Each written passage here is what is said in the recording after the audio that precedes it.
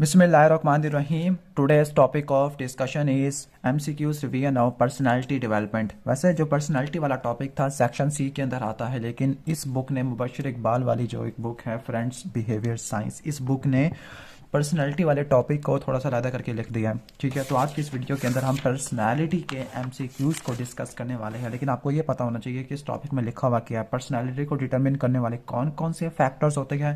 3 theory होती है जो पर्सनालिटी को डिस्क्राइब करती है। ठीक है, तो पहली थ्योरी है पेजर थ्योरी, जिसके 4 पॉइंट्स होते हैं, जबकि जो सिगमंड फ्रॉड है इसके भी 4 पॉइंट्स होते हैं। वैसे एफ से फ्रॉड और एफ से 4, तो 4 पॉइंट्स इसके और 4 पॉइंट पेजट के, जबकि एरिक्सन के 8 पॉइंट्स होते हैं। ई से एरिक्सन और ई से 8, तो 8 पॉइंट्स होते हैं एरिक्सन के। ठीक है, फिर इसके बाद एक पूरा टेबल बना हुआ है जिसके अंदर सिगमंड फ्रॉड की, एरिक्सन की और पेजट की थ्योरी को कंबाइन करके लिखा हुआ है। ओके, फिर पर्सनालिटी वाइज जो इसकी टाइप्स की क्या होती है, पर्सनालिटी की टाइप्स क्या होती है, टाइप ए पर्सनालिटी और टाइप ए पर्सनालिटी में क्या डिफरेंस होता है, पर्सनालिटी डिसऑर्डर्स कौन कौन से होते हैं, इनसे रिलेटेड एमसीक्यूज होने वाले हैं। तो स्टार्ट करते हैं एमसीक्यू को। According to Hippocrates the individual who have cheerful and optimistic temperament, जो चेयरफुल और ऑप्टिमिस्टिक पर्सनालिटी ये शो करती है सैंग्विन को। ठीक है, तो यहाँ पर पर्सनालिटी टाइप्स लिखी हुई है। पहला है सैंग्विन, जो चेयरफुल, विगरस और ऑप्टिमिस्टिक होती है।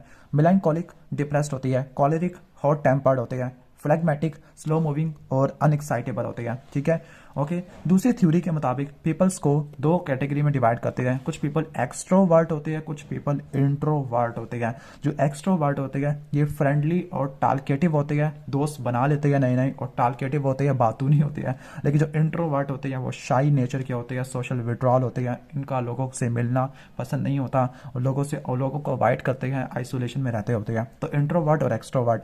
और इसी तरह पर्सनैलिटी को the basis of their nature of stress और कॉम्प्लिकेशन ऑफ हार्ट डिजीज, इसको 2 में डिवाइड कर देते हैं, टाइप ए पर्सनैलिटी और टाइप बी पर्सनैलिटी। जो टाइप ए पर्सनैलिटी वाले बंदे हार्ड ड्राइविंग होते हैं, हर वक्त 24 घंटे काम पे काम, 24 घंटे स्ट्रेस लेके रखना, कॉम्पिटिटिव होते हैं, लोगों से बहुत खूब मुकाबला करते हैं, हर वक्त एक कांस्टेंट प्रेशर के अंदर जिंदगी गुजारते हैं और ये प्रेशर उन्होंने खुद क्रिएट किया होता है। जबकि टाइप बी पर्सनैलिटी वाले ईजी गोइंग होते हैं, नॉन कॉम्पिटिटिव होती है, प्लेसिड होते हैं और कूल होते हैं।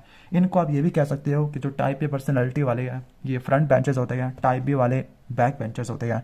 टाइप ए वाले जो फ्रंट बेंचर्स होते हैं हर काम वक्त पे करते हैं, लेकिन जो टाइप बी बैक बेंचर्स होते हैं वो डेडलाइन पर जाके काम करते हैं।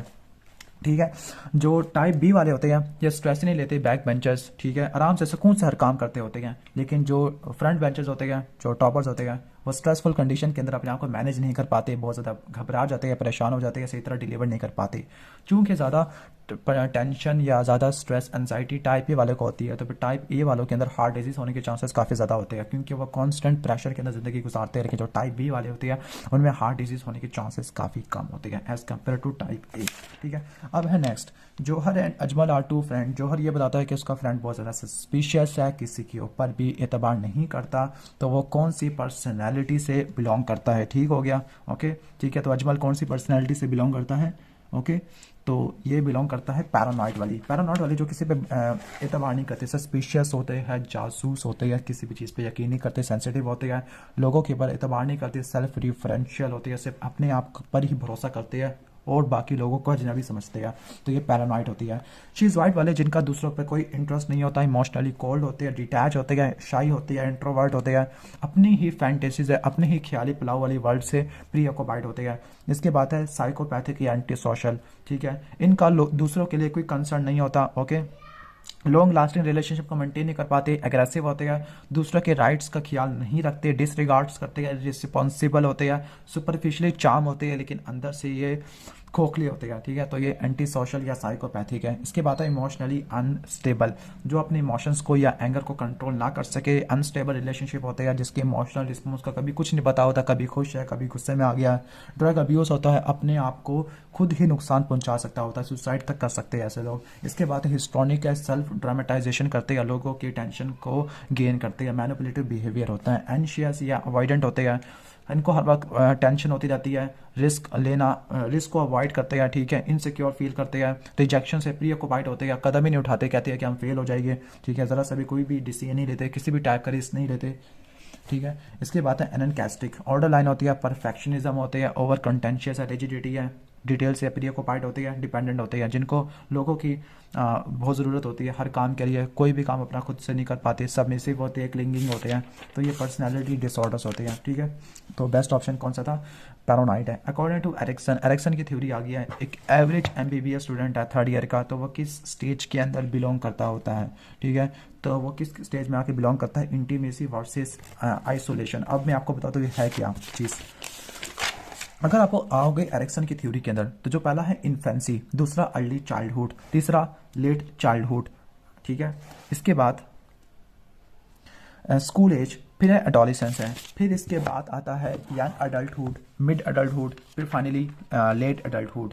ओके, हर स्टेज के अंदर एक चीज़ लिखी हुई है। जैसे जो फर्स्ट स्टेज है उसको बोलते हैं ट्रस्ट मिस ट्रस्ट। ठीक हो गया, यानी इस स्टेज के अंदर जो इन्फेंट होता है वो ट्रस्ट या मिस ट्रस्ट वाले ये फीलिंग्स को क्रिएट करता होता है, मिस ट्रस्टिंग या ट्रस्टिंग रिलेशनशिप को मेंटेन करता है। जैसे इसके उसके पेरेंट्स के ऊपर इसका ट्रस्ट होता है, लेकिन किसी दूसरे के ऊपर इसका ट्रस्ट नहीं होता, मिस ट्रस्टिंग होता है। इसके बाद है अर्ली चाइल्डहुड, जो इन्फेंसी होती है बर्थ से लेकर 1 साल तक एक्सटेंड करती है। अर्ली चाइल्डहुड 1 से लेकर 3 साल तक होता है। इसमें autonomy versus shame and doubt होते हैं। ओके, यानी इस केस में जो चिल्ड्रन होता है वो अपने ही सेल्फ ग्रूमिंग करता है, यानी खुद ब खुद वो कहीं जाना, जैसे बच्चे होते चलते फिरते रहते हैं। ठीक है, ओके, नई नई चीज़ों को एक्सप्लोर करते रहते हैं। अगर उनको फ्रीडम दी जाएगी, ठीक है, तो वो ऑटोनॉमी खुद मुख्तार हो जाएंगे, सेल्फ सफिशिएंट हो जाएंगे। ठीक है, लेकिन अगर पेरेंट्स ने इनके ऊपर कोई पाबंदी लगा दी तो वो सेल्फ डाउट हो जाएगा, इनका कॉन्फिडेंस भी काफ़ी ज़्यादा कम हो जाएगा।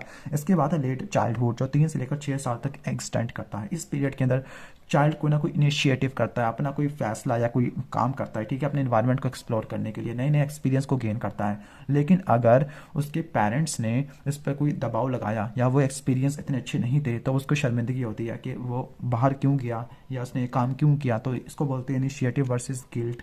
स्कूल एज के अंदर इंडस्ट्री वर्सेस इन्फीरियरिटी आ जाती है, 6 से लेकर 12 साल तक स्टैंड करती है। इस स्टेज के अंदर जो बच्चा होता है ये पढ़ना लिखना और जो स्पेसिफिक स्किल होती है उनको सीख लेता है। ओके, ठीक है, और वो अपनी स्किल को डिमॉन्स्ट्रेट करवाता है। अगर उसको अप्रिसिएशन मिलती है तब वो अपने इस स्किल को पर मेंटेन रखता है, लेकिन अगर वो अप्रिसिएशन नहीं मिलती या एक पार्टिकुलर टास्क को अचीव नहीं कर पाता तो उसको ऐसा फील होता है कि जैसे वो कम तर है, वीक है दूसरे बच्चों से। इसके बाद है एडोलेसेंस, जो 12 से लेकर 18 तक एक्सटेंड करती है। तो इसमें stage of identity versus role confusion आता है। ओके, ये वो टाइम होता है जिसमें चाइल्ड अपनी आइडेंटिटी का खुद एसेस करता है, अपना जो की शनाख्त होती है कि वो कौन है, क्या करना है उसने आगे जाके लाइफ में। ठीक है, आगे इसका क्या गोल होता है। ओके, लेकिन अगर उसको ये इस स्टेज के अंदर फेल हो जाता है तो वो कन्फ्यूजन में रहेगा सारी ज़िंदगी अडल्ट में कि उसको आगे क्या करना था, उसके लाइफ में क्या इसका पर्पज़ है, क्या उसने आगे क्या गोल्स है उसके। नेक्स्ट है यंग अडल्टहुड, 18 से लेकर 40 तक एक्सटेंड करता है। इसको इंटीमेसी वर्सेस आइसोलेशन भी बोलते हैं। इस केस में जो इंडिविजुअल होता है दूसरों के साथ इंटीमेट रिलेशनशिप में रहता होता है। ओके, ठीक हो गया। अगर इसमें सक्सेस होती है तो उसको सेंस ऑफ कमिटमेंट मिलती है और हेल्थी रिलेशनशिप बनती है, लेकिन अगर ऐसा नहीं कर पाता तो वो बंदा अकेला रहता है, उसके कुछ रिश्तेदार भी नहीं होते। ठीक है, अकेला रहेगा। इसके बाद है ड्यूरिंग द मिड अडल्ट, 40 से लेकर 85 तक जाती है, तो उसको बोलते हैं जनरेटिविटी वर्सेस स्टैग्नेशन। ओके, यानी ये हो सकता है कि अगर वो अच्छे काम करेगा तो अपनी सोसाइटी के अंदर, प्रोफेशन के अंदर वेल नाउन होगा, फेमस होगा, मशहूर होगा, लेकिन अगर ऐसा नहीं होता, कोई रोल प्रोवाइड नहीं करेगा, अगर वो कोई रोल प्रोवाइड नहीं करेगा तो वो माशरे के लिए वर्थलेस है, किसी काम का नहीं है। उसके बाद है लास्ट इंटीग्रिटी वर्सेस डेस्पेयर, जो 65 के बाद देखने को मिलती है, जिसमें प्रोडक्टिविटी डिक्लाइन हो जाती है। इसमें कहती है कि जो पीपल होते हैं अपने आप से सेटिस्फाई नहीं होते जितना उन्होंने पूरी लाइफ में किया होता है, और इनको थोड़ा बहुत मे बी वो डिप्रेस होते हैं या हेल्पलेस फील करते हैं। ओके, ठीक है, तो ये एरिक्सन की स्टेजेस थी। अब 3rd ईयर एमबीबीएस स्टूडेंट है। ओके, तो 3rd ईयर एमबीबीएस स्टूडेंट किस स्टेज में आके बिलोंग करेगा? तो एरिक्सन की थ्योरी के मुताबिक जो 3rd ईयर वाला है, आई थिंक 3rd ईयर वाला जाएगा इस केस में इंटीमेसी वर्सेस आइसोलेशन, जिसमें जो इंडिविजुअल है दूसरों के साथ इंटीमेट रहेगा, क्योंकि 18 से लेकर 40 साल इसी में तो 3rd ईयर एमबीबीएस स्टूडेंट होता है ना, तो आप एज का इस तरह से मेजर कर सकते हो। इंडस्ट्री वर्सेस इन्फीरियरिटी, ये किस में आती है? Industry versus inferiority school age में आती है। ओके, इंटीमेसी वर्सेस आइसोलेशन ये बता चुका हूँ। आइडेंटिटी वर्सेस रोल कन्फ्यूजन, तो आइडेंटिटी वर्सेस रोल कन्फ्यूजन किस में आता है? एडोलेसेंस में आता है, 12 से लेकर 18 साल में आता है। ठीक है, जनरेटिविटी वर्सेस स्टैग्नेशन ये आती है सेकंड लास्ट के अंदर, जिसको बोलते हैं मिड अडल्ट, जबकि यंग अडल्ट में इंटीमेसी वर्सेस आइसोलेशन आ जाता है। आगे association of cardiac problem, heart जो डिजीज होते हैं टाइप ए पर्सनालिटी के अंदर काफ़ी ज़्यादा कॉमन होती है। अब है बारी है सेगमेंट फ्रॉड की थ्योरी। सेगमेंट फ्रॉड की थ्योरी के अंदर 4 स्टेजेस होती है। Number 1 oral, anal, phallic, latent and genital. Oral के अंदर वो ज़्यादा इसका फोकस होता है माउथ की तरफ, ठीक है, यानी वो खाता पीता रहता है, यानी जो भी चीज़ आती है उसके हाथ में वो खा लेता है, सक कर लेता है, ठीक है, हर चीज़ को मुंह में डाल लेते हैं बच्चे। ओके, अब फ्रॉड ये कहता है कि अगर उसकी ओरल नीड्स को पूरा ना किया गया, अगर उसकी ओरल नीड्स अरेस्ट हो गया, फिक्सेटेड हो गया, तो इस केस में जो अडल्ट के अंदर ये चीज़ें आना शुरू हो जाएगा। यानी अगर इसकी ओरल नीड्स पूरी नहीं हुई चाइल्डहुड के अंदर, तो अडल्ट में होगा क्या, जब वो जवान होगा तो वो पेंसिल को चबाता फिरेगा, सिगार को च्यू करेगा, ओवर ईटिंग होगा या एक्सेसिव डिपेंडेंसी होगी। ओके, ठीक हो गया। नेक्स्ट है एनल स्टेज। इस केस में जो कि 18 मंथ से लेकर 3 साल तक होता है, चाइल्ड अपने एनल रीजन के ऊपर फुल काबू कर लेता है। ओके, यानी सिगमंड फ्रॉड के मुताबिक जो जो एरोजीनस जोन था वो शिफ्ट हो जाता है टुवर्ड्स द एनस, और जो चाइल्ड है वो फीसिस के एक्सपल्शन या रिटेंशन से प्लेयर लेता होता है। तो इसका जो की होती है वो है टॉयलेट ट्रेनिंग होती है। तो इस स्टेज के अंदर जो चाइल्ड होते हैं उनको टॉयलेट की ट्रेनिंग देनी चाहिए, ठीक है। ओके, इसके बाद नेक्स्ट है फैलिक स्टेज। फैलिक स्टेज में जो एरोजीनस जोन होता है वो शिफ्ट हो जाता है जेनिटल रीजन की तरफ, ठीक हो गया, और इसमें जो चाइल्ड है वो प्लेयर फील करता है by folding their genital. Okay, ठीक हो गया। इसके बाद लेटेंट और जेनिटल है, इसमें प्यूबर्टी वगैरह आ जाता है, ठीक है, तो उसको रट्टा मार लेना। तो सिगमंड फ्रॉड की ओरल, एनल, फैलिक और लेटेंट जेनिटल स्टेजेस थी। तो जो लेटेंट एज के बाद क्या आती है, जेनिटल स्टेज आ जाती है, ठीक है। तो तरतीब को रट्टा मार लेना, इनके टाइम ड्यूरेशन को भी रट्टा मार लेना। लाइक 0 से लेकर 18 मंथ में ओरल आती है, 18 से लेकर 3 साल तक एनल आती है, 4 से लेकर 5 साल तक फैलिक स्टेज है, लेटेंट स्टेज 6 ईयर से लेकर प्यूबर्टी तक होती है, जेनिटल, वैसे जेनिटल और लेटेंट मिला के पड़ती है। द एनल स्टेज ऑफ, ये बात हो गया। The formal operational stage according to Piaget. अब पेजेट की थ्योरी आ गई। पेजेट में भी 4 स्टेजेस होती है। पहला सेंसोरी मोटर है, इसके बाद 3 है ऑपरेशनल, एक है प्री ऑपरेशनल, दूसरा कॉन्क्रीट ऑपरेशनल और तीसरा होता है फॉर्मल ऑपरेशनल। ओके, जो सेंसोरी मोटर होती है 0 से लेकर 2 ईयर्स तक होती है, 2 से लेकर 7 साल तक। प्री ऑपरेशनल होती है, कॉन्क्रीट ऑपरेशनल 7 से लेकर 11 तक होती है, और 11 से लेकर आगे ऑनवर्ड फॉर्मल ऑपरेशनल होती है, ठीक है।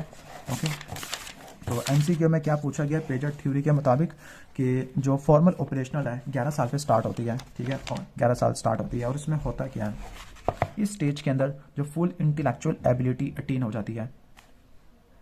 इस केस में जो थिंकिंग होती है किसी भी पर्सन की वो बेस करती है एब्स्ट्रैक्ट या थ्योरेटिकल आइडियाज में, यानी जो कॉन्क्रीट वाला कॉन्सेप्ट होता है वो ऊपर जाके खत्म हो जाता है। तो इसका बेस्ट ऑप्शन क्या होगा, okay, child begins to break away from concrete object, जैसे खिलौने वगैरह से वो छोड़ के आगे चलेगा। According to Piaget theory the student of 3 to 7 year fall in stage, कौन सी स्टेज में बिलोंग करते हैं, तो वो प्री ऑपरेशनल वाली स्टेजेस में बिलोंग करते हैं, लेकिन वो तो ही पेजेट की। अब ओरल या इनल ये है सिगमंड फ्रॉड की, तो वो 3 से लेकर 7 वाली कौन सी स्टेज होती है, ऑलमोस्ट हम कह सकते हैं कि अच्छा, वैसे इसका सही जवाब प्री ऑपरेशनल ही बनता है, ठीक है। वैसे लेकिन अगर आप उसकी बात करते हो तो सिगमंड फ्रॉड के अंदर जो लेटेंट फेज है 3 से लेकर 7, जैसे 7 साल होता है, वो लेटेंट वाले के अंदर आ जाता है। Next according to Piaget theory of cognitive development, the stage at which child learn the volume of fluid doesn't change with space, कि जो वॉल्यूम ऑफ फ्लूइड होता है वो स्पेस से चेंज नहीं होता, तो वो किस स्टेज में आके सीख जाता है, ठीक है। तो वो कौन सी स्टेज होती है जिसमें वो सीख जाता है, तो वो होती है 7 से लेकर 11 साल, जिसको बोलते हैं कॉन्क्रीट ऑपरेशनल, ठीक है। कॉन्क्रीट ऑपरेशनल में वही कहता है कि अगर आप लिक्विड को पोर करोगे from tall narrow glass into shallow disc, यानी आप लिक्विड को ट्रांसफर करोगे एक कंटेनर से दूसरे कंटेनर में, तो जो वॉल्यूम होता है या उसकी अमाउंट होती है वो कम नहीं होती। चाहे आप छोटे गिलास से बड़े गिलास में डालो 2 ग्राम जूस, यानी अगर 100 ग्राम है तो वो 100 ग्राम ही रहेगा, चाहे वो जग के अंदर है चाहे वो गिलास के अंदर है, ठीक है। तो कहने का मतलब कि जो वॉल्यूम होता है वो सेम रहता होता है। तो ये कॉन्क्रीट ऑपरेशनल होती है, 7 से लेकर 11 साल तक एक्सटेंड करती है। तो ये MCQs थे पर्सनैलिटी से रिलेटेड। अगर आपको वीडियो अच्छी लगी है तो वीडियो को लाइक कर देना, चैनल पर नहीं हो तो सब्सक्राइब कर देना। मिलते हैं नेक्स्ट वीडियो में, तब तक के लिए अल्लाह हाफिज़।